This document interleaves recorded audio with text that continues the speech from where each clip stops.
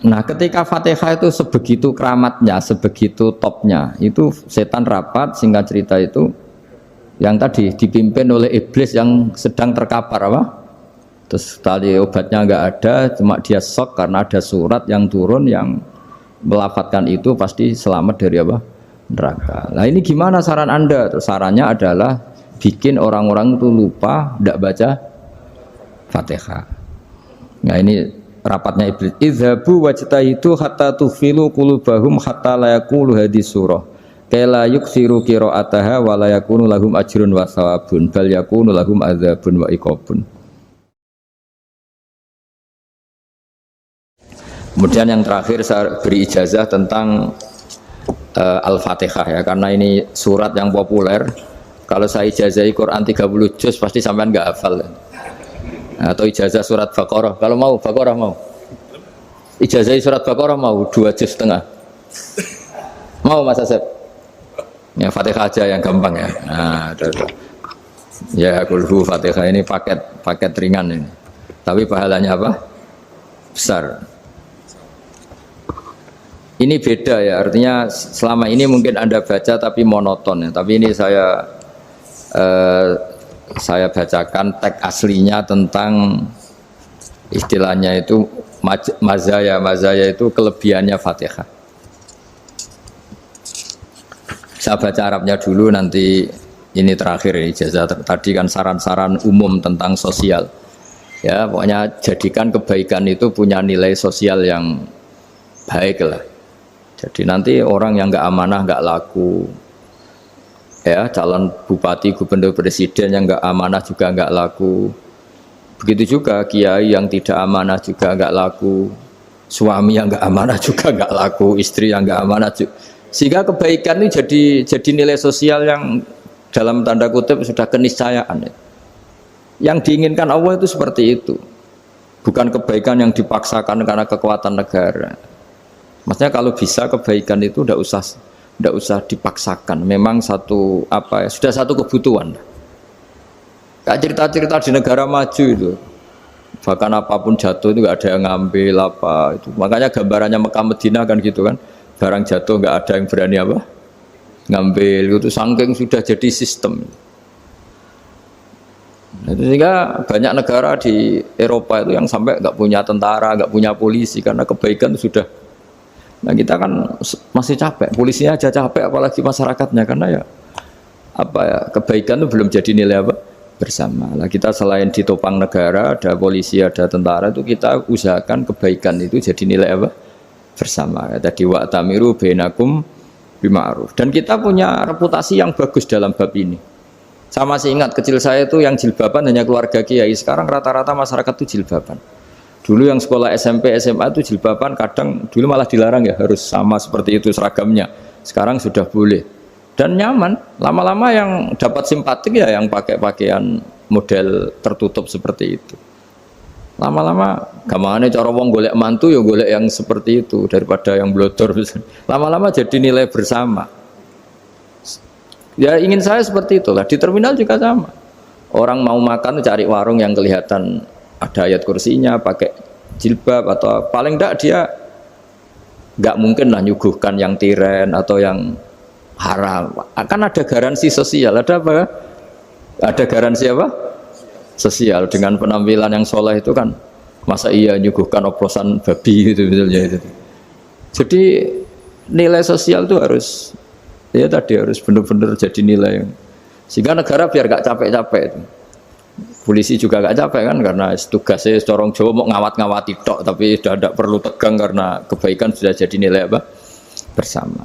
Ya ingat-ingat ya ayatnya tadi, wa'tamiru bainakum bima'ruf. Jadi kebaikan itu harus jadi nilai bersama. Iktimar itu menjadi urusan bersama. Makanya kalau kita rapat besar disebut apa? Muktamar. Muktamar itu urusan bersama. Ya tadi imamnya sholat juga menopang Gojek karena nggak lama-lama nopang Grab, nopang Kernet, nopang penjaga Indomaret, penjaga bensin, pom bensin. Lah dia hanya punya waktu 5 menit terus imamnya baca Baqarah kan. Iya imamnya mursyid, mungkin dia tambah lama tambah dapat aplaus dari muhibbinnya, tapi makmumnya Dia tambah lama dapat penghormatan dari pecintanya, tapi kitanya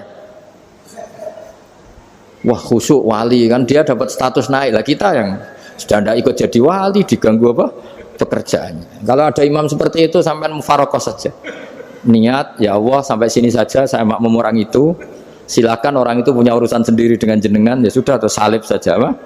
Ya, itu boleh. Kalau dalam fikih namanya apa? Mufarokoh.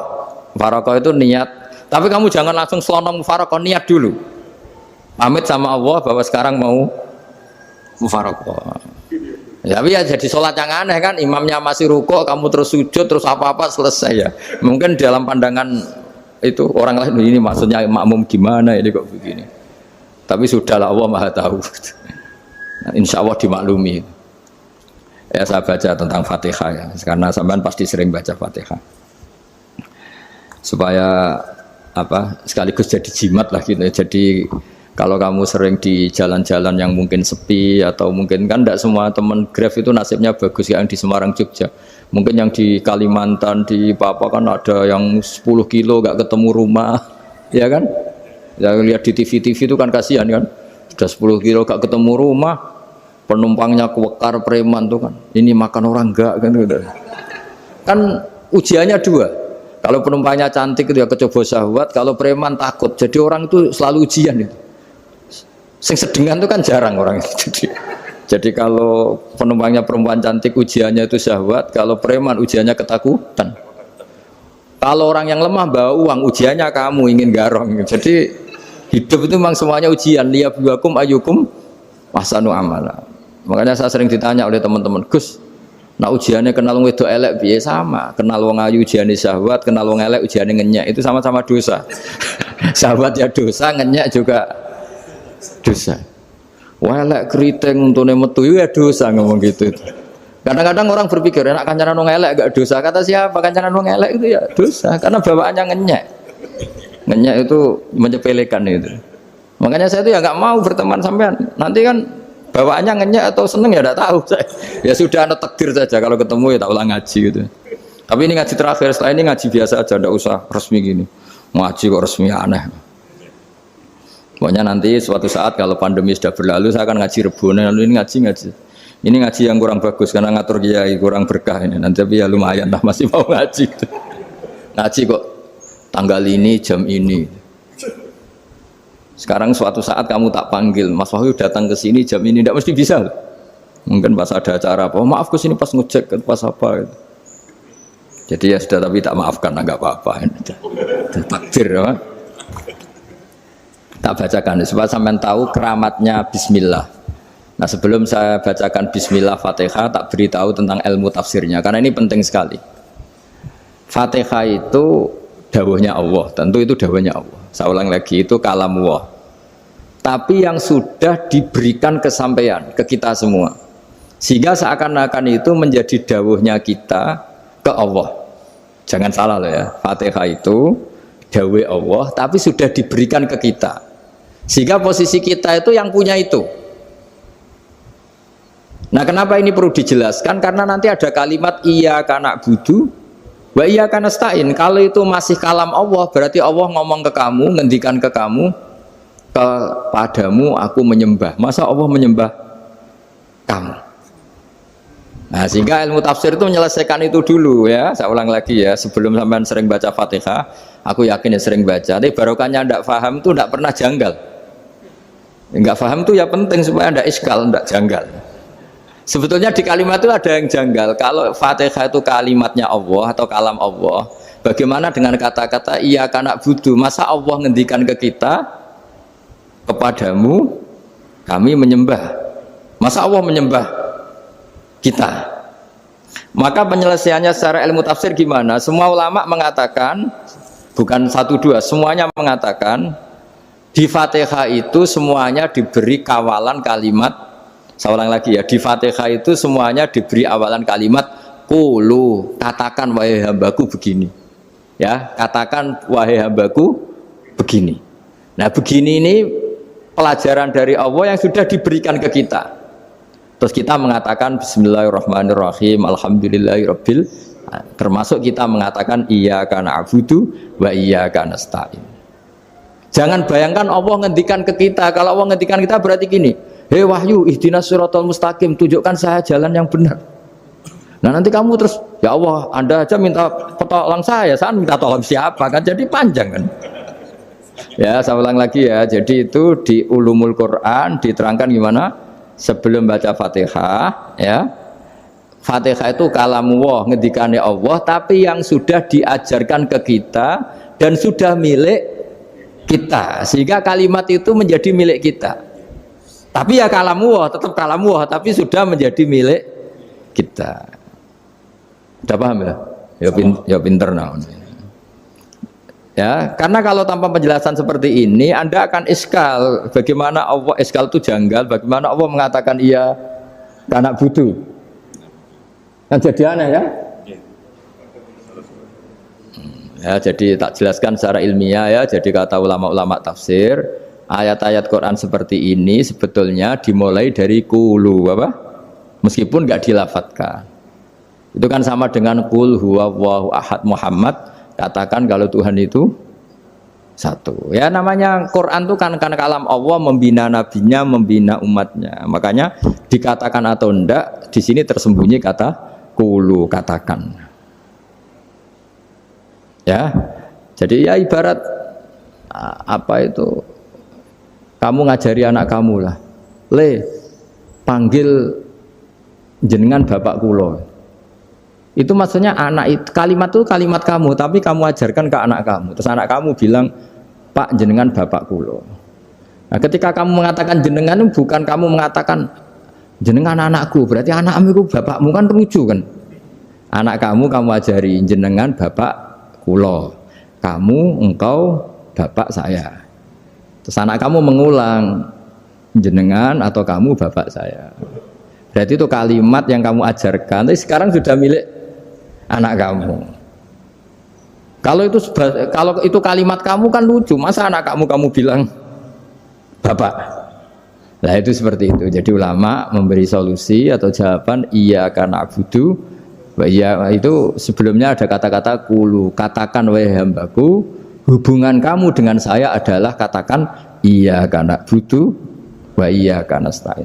Terus hubungan kamu dengan saya katakan juga dalam doamu ihdinas siratal mustaqim. Jelas ya, jadi itu kalam Allah yang sudah milik kita karena diajarkan Allah untuk kita. Dong ya? Ya udah dong, gak jelas gak. Tapi bagus, gak jelas tuh bagus. Kalau kamu jelas gak jadi digrab, jadi gubernur. Min azimi fadliha kasratu asma'iha fadail ukhra. Ini cerita dramatisnya surat Al-Fatihah. Qala Abu Hurairah radhiyallahu anhu inna iblisa ranna khina unsitat Al-Fatihah. Jadi iblis itu begitu kesakitan. Ini kitab Abu Abul Farad karangannya Sayyid Muhammad Alawi, juga kutipan dari beberapa kitab. Yang jelas beliau sendiri juga ngutip dari beberapa riwayat di beberapa hadis. Halaman 123. Ketika Fatihah turun itu iblis kesakitan. Kayak orang sakit gigi lah, tersiksa sisanya karena turunnya surat apa? Al-Fatihah. Artinya kalau Anda baca Fatihah dijiwai, maka Anda melemahkan setan, melemahkan iblis. Wa qala Mujahid, khina unzilat Fatihatul kitab ronna fastama indahu asyayatin. Jadi ketika Fatihah itu turun, iblis itu terkapar lah kira-kira, sampai dijenguk banyak setan. Jadi kemana di ICU lah kira-kira gitu kalau sekarang itu, entah COVID entah enggak tahu, pokoknya di ICU sampai dijenguk banyak setan. Enggak tahu bawa apa enggak tahu, pokoknya dijenguk banyak setan. Nah yang nyangoni karena ini apa? Ketuanya apa? Pingsan, sakit. Jadi iblis itu sakit sampai dijenguk anak buahnya setan-setan. Ya semoga kalian semua tidak kenal setan. Kalau kenal berarti teman, apa? Wa qalu misla dzalik wa qala lahum laisa mimma taquluna syai'un walakin unzilat suratun laisa ajru qailiha illa an harrama alaihi nar jahannam.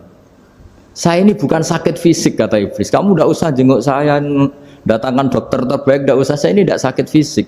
Saya ini sakit karena ada surat yang diturunkan, yang pahala yang melafadzkan surat itu pasti selamat dari neraka. Padahal misi terbesar saya ini supaya manusia masuk neraka. Sekarang punya tamengnya. Wah pusing kan? Ya seperti orang lah, goda sampean ternyata sampean setia, itu kan pusing. Nah ternyata tidak setia, itu yang akhirnya ribet kan itu.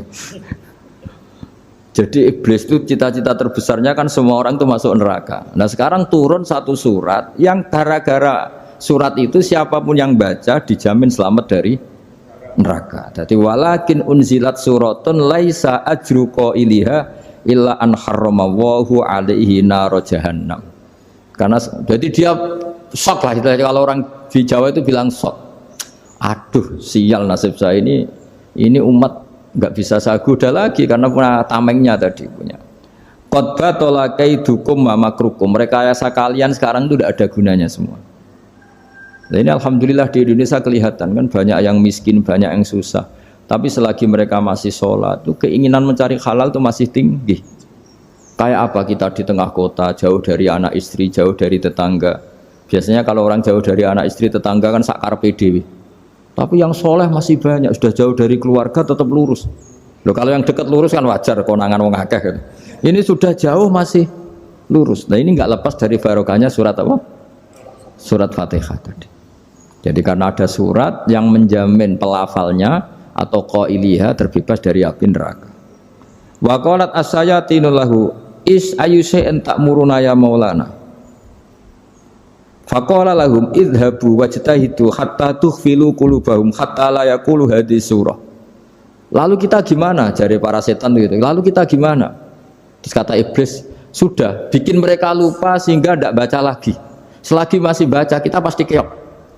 Jadi kalau sampean sudah jarang baca Fatihah itu berarti sudah bagian dari kemenangan apa? Iblis. Jadi kalau sampean sudah jarang baca Fatihah itu berarti bagian dari kekalahan Anda, kemenangan iblis. Masih sering baca? Berapa kali? Sholat. Terus apa lagi? Ya, kalau ngajarin anak-anak mau itu juga selain doa itu juga Kok 5 kali tok itu? Berarti pas sholat fardu tok itu? Enggak 5 kali itu mendingan itu 17. Kamu itu ngitungnya jangan 5 ini. 5 waktu saja. 5 waktu itu berarti lumayan kan? Berapa? 17 ya? Ya. 17 ya? Ya. 17, tapi kalau makmum tuh sering separuh kan, apalagi makmum tarawih. Ya kan? Makmum tarawih itu bacanya Fatihah ada yang sempurna enggak ya? Ya enggak lah. Baru alhamdulillahirabbil alamin mampu ruku ikut ruku gitu. Makmum kan yang tarawih lah Mas. Kalau tarawih jarang sempurna ya. Fatihahnya itu. Kan imam sudah ruku, kamu bacanya Fatihah sampai mana? Baru setengah ya. Ya paling pas tarawih aja kan enggak sempurna ya. Apalagi kalau imamnya sing kilat tuh, waduh malah. Nah, ketika Fatihah itu sebegitu keramatnya, sebegitu topnya, itu setan rapat, singkat cerita itu yang tadi dipimpin oleh iblis yang sedang terkapar apa? Terus tali obatnya enggak ada, cuma dia shock karena ada surat yang turun yang melafatkan itu pasti selamat dari apa? Neraka. Nah ini gimana saran Anda? Terus sarannya adalah bikin orang-orang itu lupa, tidak baca Fatihah. Nah ini rapatnya iblis. Idhabu wajtahidu hatta tukhfilu qulubahum hatta la yaqulu hadhihi surah. Kala yuksiru qira'ataha wa la yakunu lahum ajrun wa thawabun bal yakunu lahum adzabun wa iqabun.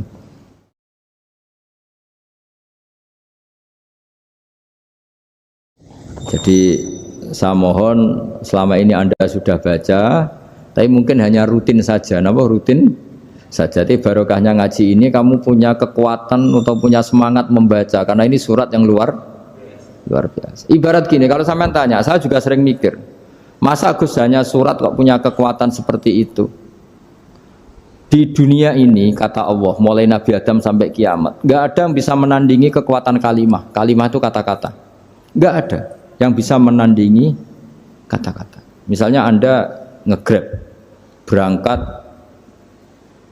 istri cuek, berangkat cuek. Itu beda dengan ketika meskipun satu kalimat, wes Pak, muga-muga dilindungi pangeran, mungkin jenengan selamat. Itu menjadi teduh dan semangatnya luar biasa karena kayak mendapat support.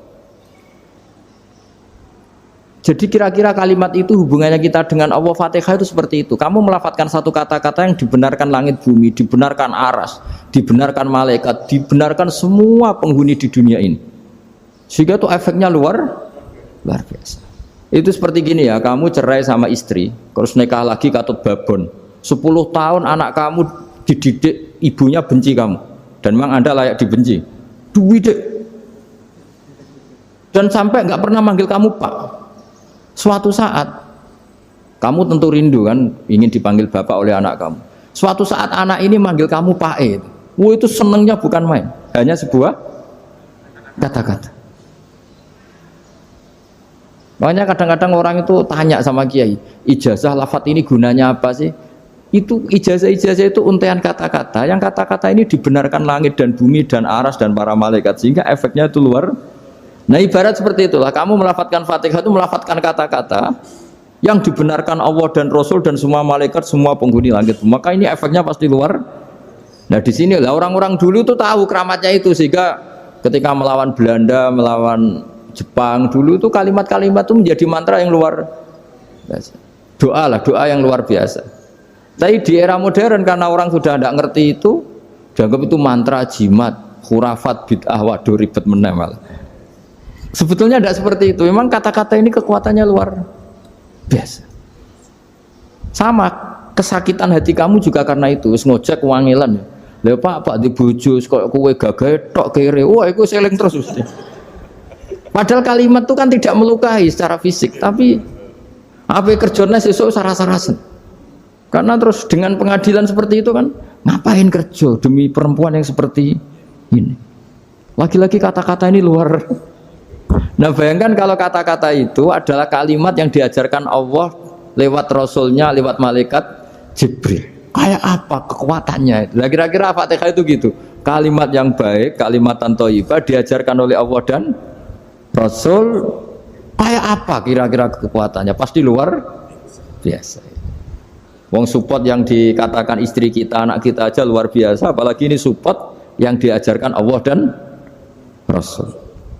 Ya makanya saya mohon kalau baca Fatihah, baca kalimat-kalimat thayyibah ketika sholat itu dijiwai. Ya misalnya Rabbana lakal hamdu mil'us samawati wa mil'ul ardi wa mil'u ma syi'ta min syai'im. Engkau zat yang layak dipuji, dan pujian ini memenuhi langit dan bumi. Karena kita tahu nggak ada sejengkal di alam raya ini kecuali di situ ada rahmat Allah. Misalnya kamu bisa lewat sampai rumah saya, kamu mungkin anggap biasa saja. Coba kalau ngalami likuifaksi, tahu-tahu bumi ini ambles, bisa ngelewati yang likuifaksi itu luar. Tanyakan orang pernah ngalami likuifaksi di Sulawesi, itu melihat bumi bisa diinjak nggak ambles itu, wah luar. Sampean nggak ngalami itu sehingga lewat bumi ya biasa aja. Coba kalau ngalami seperti tidur, ya biasa aja. Coba kalau ada gempa, bahwa bumi tenang ini sudah nikmat yang luar biasa. Masa kamu ngakui nikmat nunggu digituin? Ya kan? Nah, makanya baca Fatihah dijiwai lah, bahwa ini kalimat yang luar biasa. Nah, saya teruskan ya. Warwa Muslimun fi sahihihi an Ibnu Abbas radhiyallahu anhuma annahu qala bainama Jibril alaihi salam qaidun dan Nabi itsami anaqidan min fawqih farafa'a ra'sahu faqala hadza babun minas sama futihal yawma lam yuftah qaddu ilal yaum fanazala minhu malakun faqala hadza malakun nazza ilal ardi wa lam yanzil qaddu ilal yauma fasallim waqal absyir binuraini qad uti tahuma lam yu'tahuma nabiyyun qablak Fatihatul kitab wa khawatimu suratil Baqarah. Jadi suatu saat Jibril ini jagongan lah kira-kira gitu sama Rasulullah. Tahu-tahu langit itu gemuruh. Langit gemuruh kata Jibril, terus semuanya ngangkat kepala ke langit. Ini pintu langit baru ini dibuka, yang sebelumnya tidak pernah dibuka seperti ini. Turunlah malaikat, yang malaikat ini pun malaikat spesial, yang enggak malaikat murahan lah kira-kira gitu, yang enggak pernah turun ke bumi kecuali juga saat itu, dengan penyambutan yang luar biasa, dengan semuanya tidak pernah terjadi, hanya karena surat Fatihah.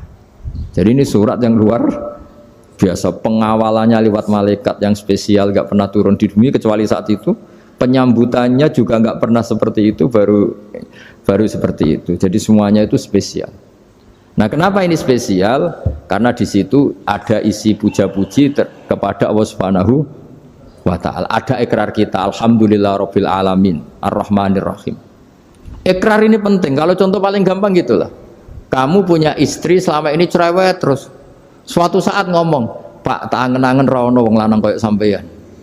Wah, itu langsung tidak ada lelaki sebaik engkau. Itu sama senengnya, masya Allah. Karena ada ikrar dari seorang istri ke kamu. Nah, bayangkan kalau ikrar kita sebagai hamba diakui oleh Allah Subhanahu, maka ikrar ini akan dicatat sebagai kebaikan kita yang kita panen nanti di akhirat. Karena ada ikrar. Kita ikrar bahwa alhamdulillah rabbil alamin. Kita ikrar ar-rahmanir rahim. Kita ikrar maliki yaumiddin. Kita ikrar iyyaka na'budu wa iyyaka nasta'in. Sampean misalnya jadi orang Indonesia, ketemu orang Indonesia yang makmur di Jerman, terus lupa Indonesia. Kamu orang Indonesia? Enggak, saya enggak orang Indonesia. Mangkel gak kira-kira? Mangkel. Karena salah ikrar kan gitu. Ya, jadi saya mohon jangan anggap kalimat itu hal yang biasa, tapi luar biasa. Nggih, ngoten mawon. Assalamualaikum warahmatullahi wabarakatuh.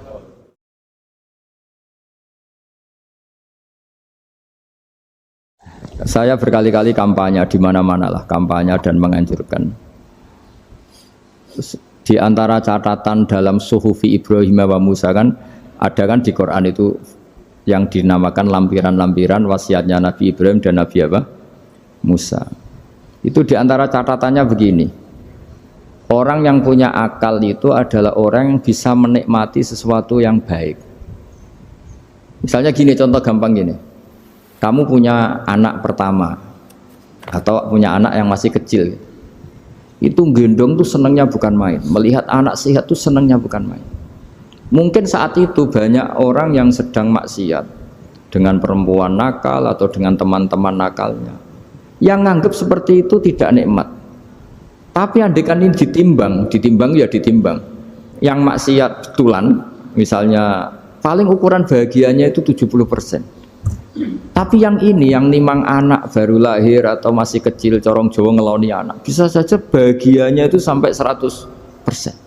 Artinya selama ini kesalahan kita adalah nganggap maksiat itu pasti menyenangkan dan taat itu tidak menyenangkan. Makanya saya berkali-kali fatwa, untuk melawan kenikmatan maksiat, orang harus terbiasa menikmati taat, menikmati kebaikan. Jangan kira kita nimang istri nikmat, nimang anak nikmat, ketemu teman yang lama tidak ketemu juga nikmat. Artinya kita akan melewati berjam-jam untuk jagungan sama teman, sama anak, sama istri.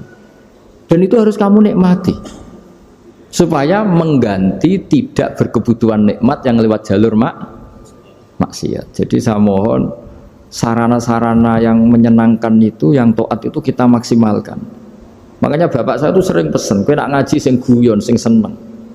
Nganti wong maksiat itu karena cari kesenangan. Coba kalau kesenangan itu sudah didapatkan saat taat, maka tidak butuh lagi kesenangan yang berbentuk maksiat. Makanya orang-orang wali dulu kalau sudah sholat itu gak bisa berhenti karena merasa nikmat. Makanya Nabi pernah ngendikan wa qurratu aini fi sholat, nyaman saya itu kalau sedang sholat.